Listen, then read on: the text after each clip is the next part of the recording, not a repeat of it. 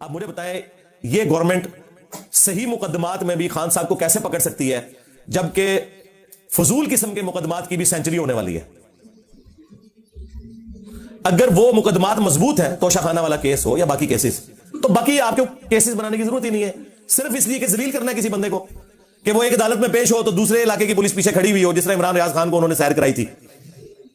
تو اس کا مطلب ہے کہ آپ بھی کوئی اینڈ رزلٹ نہیں چاہتے، صرف دوسرے کو ذلیل کرنا چاہتے ہیں، جس طرح کے خان صاحب آپ کے ساتھ کرتے رہے اپنی حکومت میں نیب کے ذریعے۔ تو فرق تو کوئی نہ رہ گیا،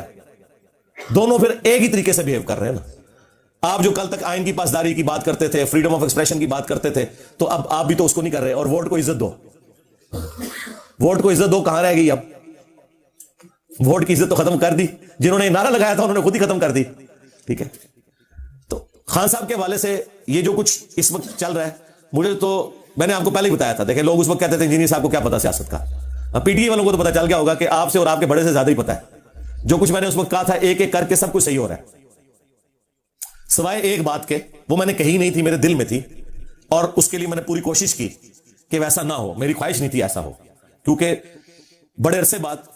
پاکستانی قوم کو ایک ایسا لیڈر ملا ہے جس سے وہ دلی عقیدت رکھتے ہیں، تو میں نہیں چاہتا تھا کہ وہ بزدلی دکھائے،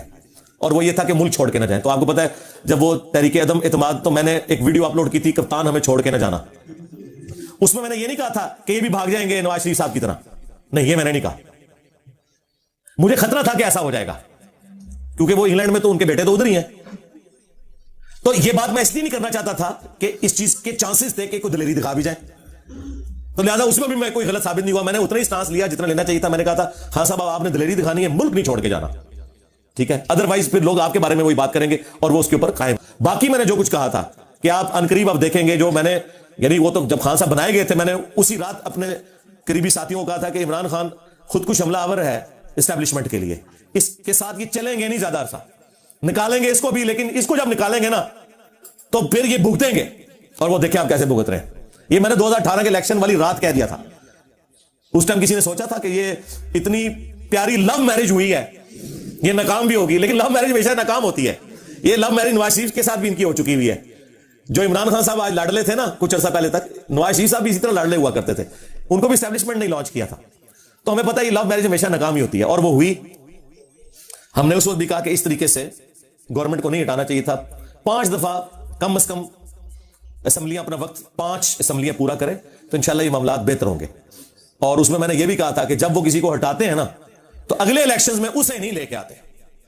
لوگ کہتے نہیں جی وہ انجینئر صاحب خان صاحب بڑے پاپولر ہیں، وہ بن جائیں گے،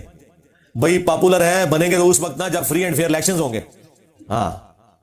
پاپولر تو نواز شریف صاحب بھی تھے، لیکن 2018 میں کس طرح انجینئرنگ کر کے ایک ایسے بندے کو جس کی مشکل سے 30 سیٹیں نکلتی تھیں اسے انہوں نے جتوا دیا، اور وہ آستہ آستہ سب کچھ کھل گیا کیونکہ وہ سہولت کار بھی سامنے آ گئے دونوں۔ آپ پتہ جب پھوٹ پڑتی ہے پھر وہ دونوں طرف کی باتیں نکلتی ہیں بھائی، اور اس چیز کو نون لیگ والے کیش نہ کروائیں۔ نواز شریف کے ساتھ بھی یہی کچھ کیا بے نظیر کے مقابلے پہ، اس وقت بھی اسٹیبلشمنٹ نے جعلی طریقے سے ہی نواز شریف کو 97 کے الیکشن میں سندھ میں جتا دیا تھا، اندازہ کرو۔ تو یہ سارے اپنی اپنی سیٹ کا مزہ لیتے رہے، ہماری تو کوئی چیز اسٹیک پہ نہیں لگی نا، ہمیں بالکل ریئل ٹائم جو چیزیں ہیں، جو اسٹیبلش فیکٹس ہیں، وہ ہم لوگوں کے سامنے بیان کرتے ہیں کہ یار یہ اس طرح نہیں اس طرح ہوا تھا،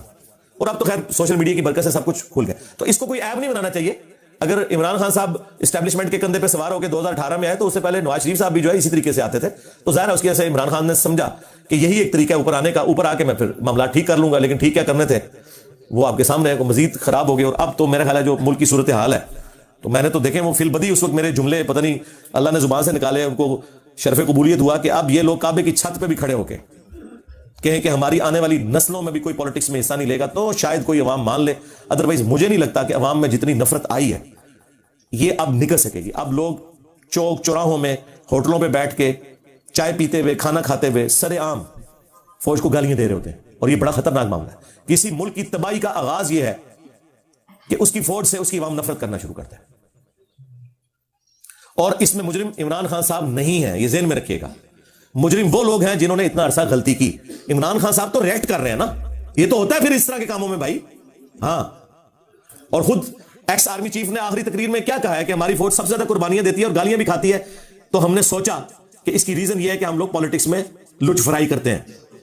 آندھا سے نہیں کریں گے۔ یعنی انہوں نے بھی مانا ہے کہ یہ ہماری غلطیوں کی وجہ سے ہمارے ساتھ ہو رہا ہے۔ تو سرکار جب آپ کی غلطی ہے لہذا آپ کے ساتھ ٹرولنگ ہو، گالی گلوچ ہو، تو اس میں کسی لیڈر پہ غصہ کھانے کی بجائے سب سے پہلے اپنے ان بڑوں کے اوپر غصہ کھائیں، جن بڑوں نے، یعنی وہ صدر ایوب نے فاطمہ جناح جیسی محسن پاکستان اور پاکستان کے بانیوں میں شامل عورت کو غدار وطن اور انڈیا کا ایجنٹ ڈکلیئر کیا، ٹھیک ہے. پھر ضیاء الحق نے جو یہاں پہ کلاشنکوف کلچر اور شیعہ کافر کے نعرے اور جو کچھ پراکسی وار سعودی اور ایران کی یہاں پہ داخل کی، ہتھوڑا گروپ بنایا، ہتھوڑا گروپ عدلیہ والا نہیں، دوسرا. اور اس کے بعد مشرف نے جو کچھ جو ہے وہ سب سے پہلے پاکستان کے نام کے اوپر جو سیکولرزم اور جو لا مذہبیت یہاں پہ پھیلانے کی کوشش کی، اور جو لال مسجد کا واقعہ ہوا اور اس کے بعد جو ہے وہ خود کش حملہ والا معاملہ شروع ہوا پورے ملک کے اندر، پھر ضرب عضب اور رد الفساد کے بعد کسی حد تک اس ایشو کو ایڈریس کیا گیا. تو یہ دیکھیں یہ پوری چینج ہے. اور مردہ ایم کیو ایم جو بے نظیر کے دور میں جس ایم کیو ایم کو ایڈریس کر لیا گیا تھا، اس ناسور کو، ایم کیو ایم کی جو پالیٹکس والا پورشن ہے میں اس کی تعریف کرتا ہوں، لیکن جو ان کا یہ والا جو نان اسٹیٹ ایکٹر والا جو ایلیمنٹ ہے وہ بہت خطرناک ہے. اس کو دوبارہ سے مشرف نے زندہ کر دیا.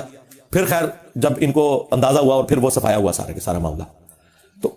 آج بھی یعنی خان صاحب کے حوالے سے جس طریقے سے رویہ اختیار کیا جا رہا ہے، تو میرا خیال ہے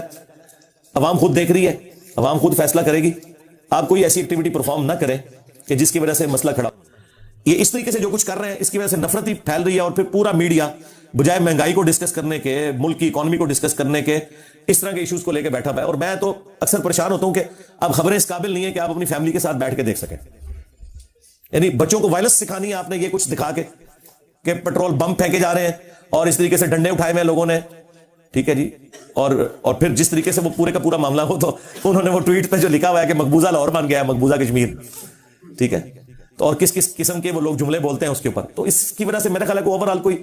اچھا امیج نہیں جا رہا، نہ پاکستان کا، نہ پاکستانی عوام کے اوپر، ہمارے بڑوں کا. میرا خیال ہے سب کو ذمہ داری کا ثبوت دینا چاہیے. سب سے پہلے جو ذمہ داری کا ثبوت ہے وہ گورنمنٹ کو دینا چاہیے، کیونکہ وہ ڈرائیونگ سیٹ پہ.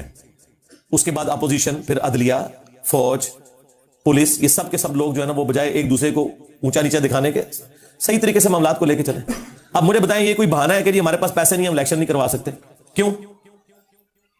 یعنی الیکشن کمیشن اس لیے بنا ہوا ہے کہ وہ اینڈ پہ یہ کہے کہ میرے پاس پیسے نہیں ہیں، سیکیورٹی نہیں ہے، فلاں چیز نہیں ہے، تو ہم اب الیکشن نہیں کروا سکیں گے. الیکشن اپنے ٹائم پہ ہونے چاہیے. اگر آئین میں لکھا ہے تو یہ اس کو آپ نے فالو کرنا ہے. اچھا پہلے دیکھیں، پہلے یہ خان صاحب کو انگلیاں کراتے تھے